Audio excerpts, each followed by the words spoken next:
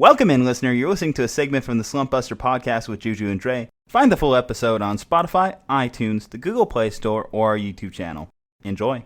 The Astros are quickly becoming one of our favorite topics, but not for the right reasons on this show. We found out several different things this week. We found out that this team doesn't know how to apologize with any level of humility, grace, or even consistency, which is probably the big one. We found out that apparently Jose Altuve has a fantastic collarbone tattoo that prevented him from revealing his man nipples on national television, I guess. And just to put in the words of Mean Girls, you know, he's one of the biggest lying, no good skanks. Do not trust him. But anyway, I am very disappointed in this organization. When this first came out, it was like, okay, this is a little bit on the edge, a little bit of a gray area in sports, gamesmanship versus cheating, but it just progressively turned into one of the biggest scandals of all time. And Major League Baseball, there's some questions. How should they have went about punishing the Astros? Well, it resulted in, of course, the suspensions of A.J. Hinch, Jeff Luhnow, the GM. You saw Alex Cora, he's facing a suspension as well. Hasn't officially been put on him yet, just because the Red Sox investigation is still taking place. Anyway, Hinch and Luhnow both lost their jobs because of it. No player suspensions. And that was one of the big outliers of the whole thing, because you would expect the players are benefiting from this trash can situation. They're benefiting from knowing the other team's signals. So why weren't they given any punishments? Well, it's because they were given immunity for basically outing a few of the main culprits behind the scandal. Carlos Beltran is one of the biggest recipients of most of the blame, as he has had a huge target painted on his back in regards to this issue.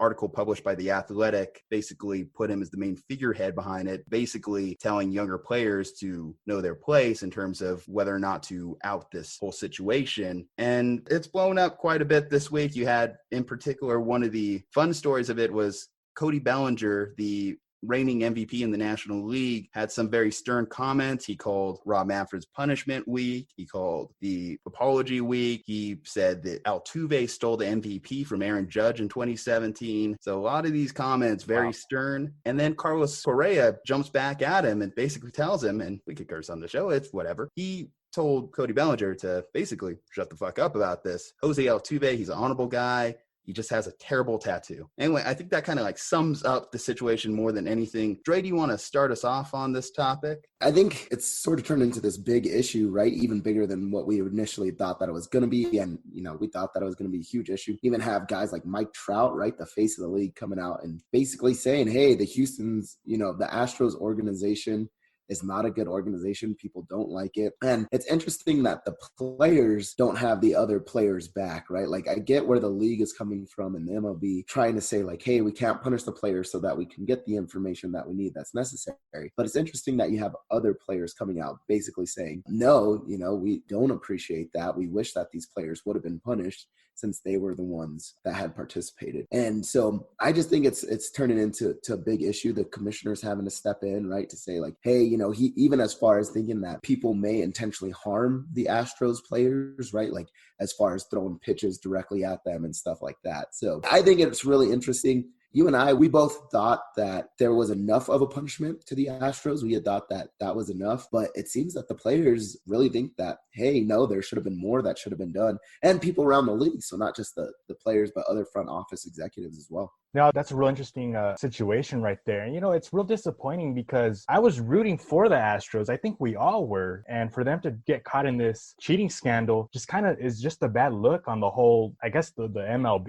you know, and the way the MLB handled this situation, not really giving out enough punishment, I think is almost just as bad as the situation at hand. I don't know how you guys feel, but maybe do you think the MLB dropped the ball on this as far as punishment goes? Here's kind of my thought on it. If we look back at the punishment, so $5 million is the maximum dollar amount you can fine an organization or team for any instance, just based off like the league's constitution. Okay, I respect that. I think $5 million is a low number when you consider these are billion-dollar like franchises, organizations, and the draft picks. The Major League Draft is kind of a bit of a crapshoot. Most of the players that succeed aren't necessarily even the players that are drafted in the first couple rounds, but they did lose their first and second round draft picks over the next 2 years. So they do miss out on, in theory, that elite tier of prospect. But one of the things that I've kind of thought about is the Astros still have the core pieces of a good team. Yeah. So I've seen some similar punishments handed out. I believe it was in the Champions League. I'm not much of a big soccer guy myself, but they banned one of their major organizations from being in championship contention for the next 2 years, which I think, considering, again, the talent level that is still on the Astros, that could have been a reasonable punishment if you said this franchise cannot compete in a World Series or a playoff series for the next couple years. I feel like maybe that addition, but the thing is the lack thereof of player suspensions. I get the immunity thing, but when we're starting to talk about this buzzer thing, there is no doubt in my mind at this point that Altuve used a buzzer in 2019. Wow. I have no doubt in my mind based off everything I've heard, because there's pictures of Jose Altuve on his Instagram page on the beach without a shirt on. Clearly, his wife doesn't have any issues with him being topless on his Instagram page. Why does it matter if he's topless on national television after hitting a game-winning home run to send his team to the World Series? How bad of a tattoo does this thing have to be? The fact that we've heard multiple excuses for why he was so adamant, don't tear off my shirt, don't tear off my shirt. The fact that he went into the hallway to change shirts in between the post-game press conferences and the celebration itself. There are so many red flags in that situation, and I want to avoid being hot-takey, but the evidence is just not in line with Jose Altuve, and it's interesting when you hear Carlos Correa going on the defensive to defend Jose Altuve's legacy, but it's like Jose hasn't done a lot to do it himself.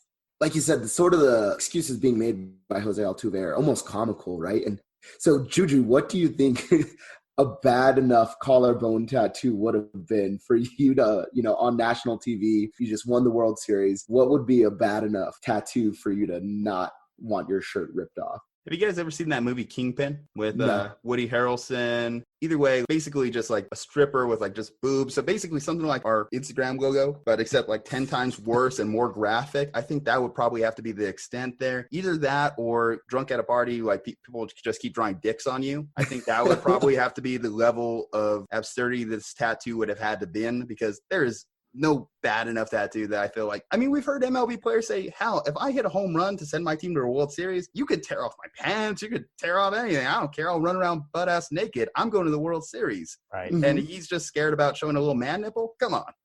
Yeah, no, that's definitely suspicious to the max, right? Obviously, you said it yourself. What kind of tattoo would it be? It just doesn't make any sense at all. There's too many red flags, like you said. It's just not a good look. And nothing is really pointing in his favor in that situation as well. And I'm so curious how this next season is going to play out. I am so interested to see what Jose Altuve's final batting numbers are going to be this season.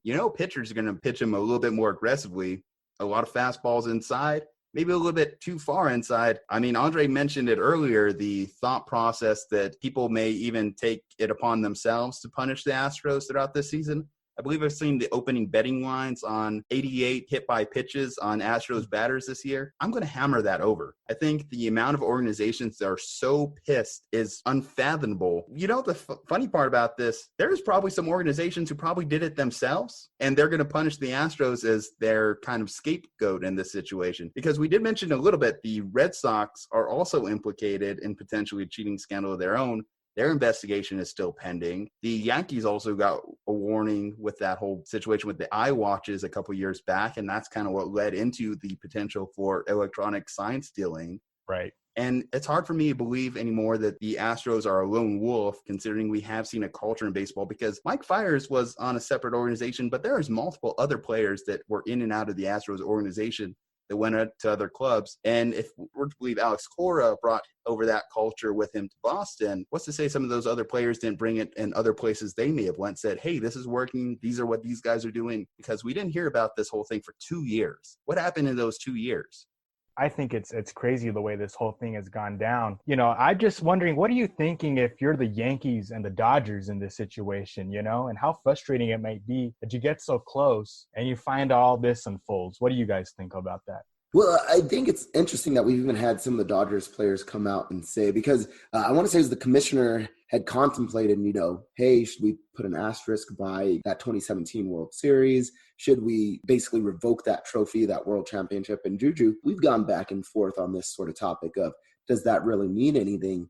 And I think rightfully the Dodgers are upset about it, right? And the Yankees are upset about it. And a lot of other teams are really upset about it. But I think you almost have to save face as a player to say, hey, if we do start pulling away those championships and saying, you cheated, we're just going to take it away from you, it does make it seem just like a piece of metal, I think was the quote that I've heard today. And I think rightfully the teams should be upset. They have a legitimate claim to be upset.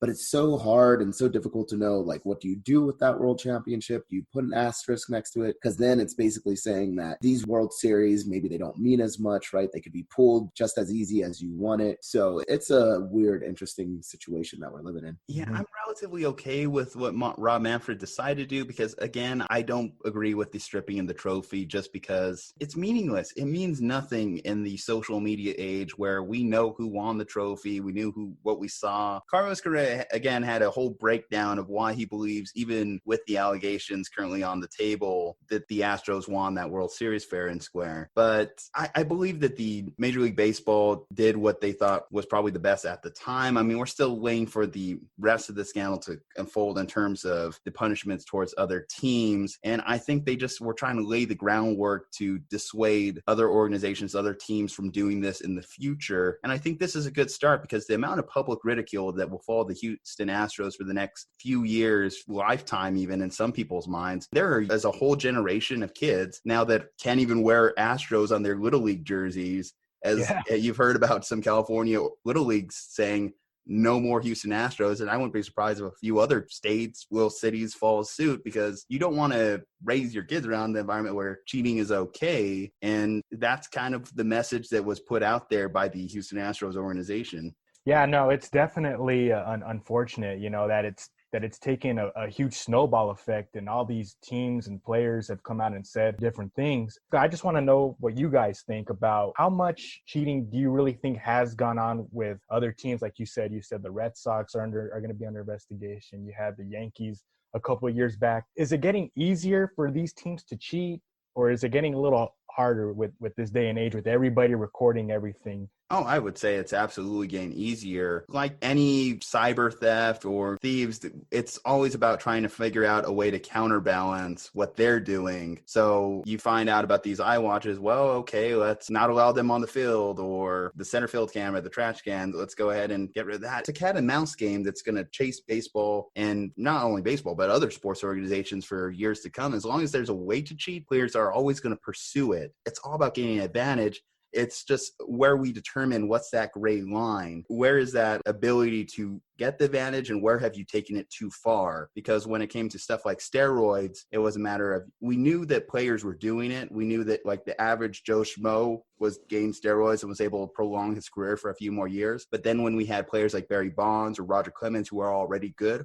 already Hall of Famers doing it, and they were just breaking records left and right, that's where it was established, okay, we can no longer allow steroids to be a part of the game. We need to ban it. Now, with the Houston Astros, they were able to benefit with it because they were able to turn, regardless of what you think the impact on the game, I think it definitely had a very big impact, because Curt Schilling said it best on an interview this week. It's not so much that if you know what I'm throwing, you can hit it better. It's if you know what I'm throwing and you know I'm throwing a curveball, you can lay off it, and most major league hitters know how to hit a fastball. It's just the baseline thing for the game.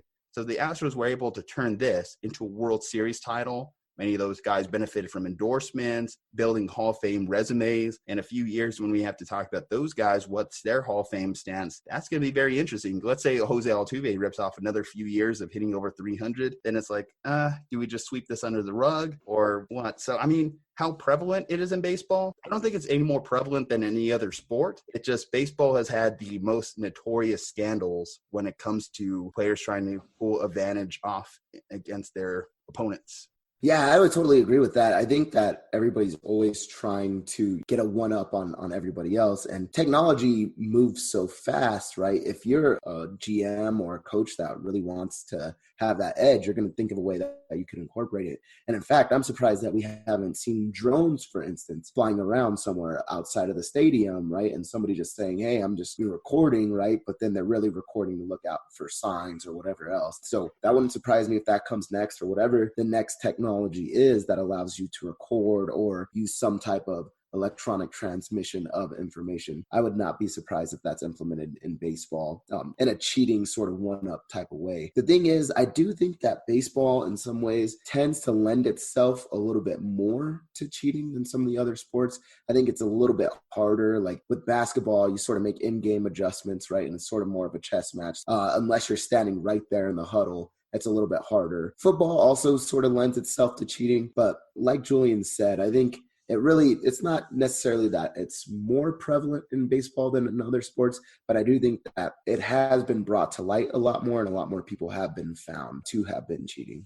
I think if it wasn't for the previous legacy that baseball has built with stuff like Pete Rose, the 1919 Chicago Black Sox, the early 2000s steroids, this situation might not have blown up quite in the way it has. But when you add that with all of those issues, it does put you in a bit of a situation. When you look at another sport like football, for example, thankfully, all of the scandals are confined to one franchise. Looking at you, New England. So, I mean, that's one thing that's been there. I mean, steroids in terms of PDs, luckily the NFL does a good job of jumping on that, and there hasn't been like a point in history where steroids have taken over the NFL, and even if they have, it would be hardly noticeable in the same way it was with baseball. I do think that baseball just needs to learn from this. Hopefully this doesn't hurt them with the next generation in the same way that many people have thought that baseball was hurt when the steroids era hit our generation. Millennials start swaying away from the game. I do think that this is far from the biggest thing keeping people from being baseball fans. There are a lot of things that baseball needs to do to adapt with the times. And until they do that, this will not be the reason people aren't watching baseball games.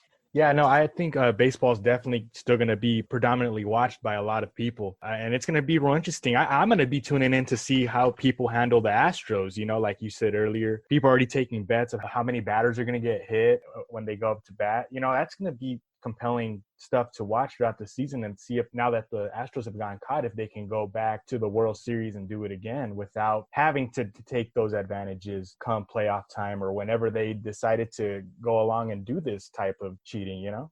Yeah. So, I mean, I was definitive in my statement that I think that Jose Altuve wore a buzzer. What do you guys think on that situation? Do you think that I'm right in that statement? Do you think that I'm being too bold? It's too early to make that call? Because I feel like I've seen enough.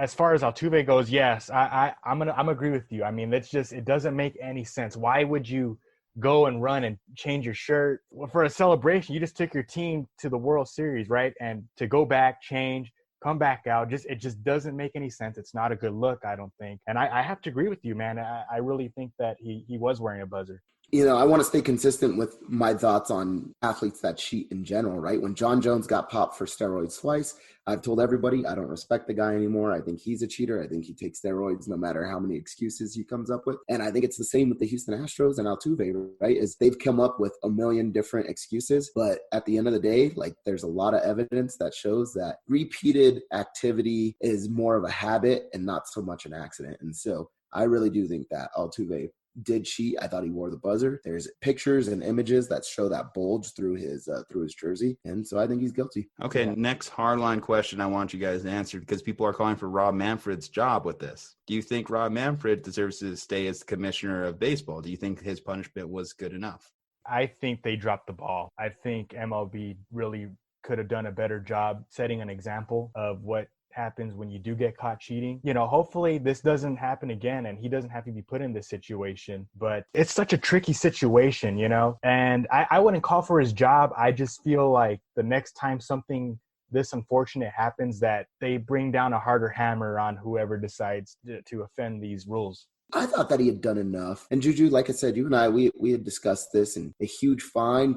lost their jobs. It's basically a death sentence to some of the executives that were involved in this whole situation. Really, the only thing is, could he have punished the players who were directly involved more? And that's a hard thing to say, because I think it's easy for us to say, looking on this side, yes, those players should have been punished, right? Because they were the ones directly benefiting from it. They knew what was going on and they didn't report it. Absolutely, it's easy to say that now. But if Rob Manfred had come out and said, okay, we're going to go out and punish every single one of these players, and we're going to have this hardline stance, we're going to just punish everybody, then he doesn't get the information necessary to be able to, for the lack of a better term, be able to convict a lot of these offenders, right? And so I thought that he did enough. I thought he was in a difficult situation with the players, and I think he made the best of that situation. Okay. Yeah. So Rob Manfred under criticism for this. I think I'm more tuned into this baseball season than I've been to the last few because of the drama. So it does add a element that I think baseball's lacking. It's funny. So each of the major sports has their own thing. NFL just has the headlines that people just want to tune into because it's the NFL. The NBA has their headlines they want to tune into because of the drama, the people kind of like with their Real Housewives type level drama. And then baseball just has the epic cheating scandals that make people want to tune in. I think